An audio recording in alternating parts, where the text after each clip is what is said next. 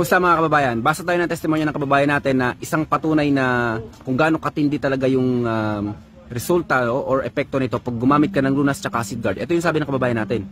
Grabe ang ganda ng product nyo kabayan. Tested at subok ko na po ang Acid Guard. Lalo na talaga ang Lunas. Grabe, true na true po talaga ang mga testimony. Kaya sukin nyo na po ako. Yung H2 ang dalawang bottles ko na po. Pang dalawang bottles ko na po. Maganda siya. Pero mas namangha ako sa Lunas. Sana magkaroon din kayo, sana makagawa din kayo ng mga gamot na Lunas sa mga cancer ng MDMI, matulungan at gumaling.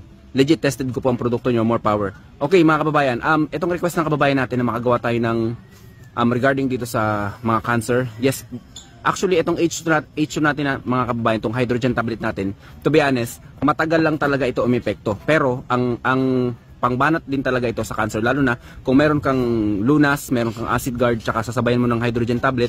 So talagang malaki ang tsansa sa I think mga 88% talagang makakayanan nitong mag-eliminate ng mga cancer cells basta meron kang disiplina. Syempre disiplina number 1. Pag lagi ka naman detox at laging alkaline yung iniinom mong tubig, syempre ayun lang naman yung mga kahinaan ng mga cancer cells no? And then nakakapag-regenerate din ng mga damaged cells itong hydrogen natin. Kaya kung ako sa inyo, itry nyo din mga kababayan. Yun lang, stay healthy. Ako si Chance at ako magsasakang gala.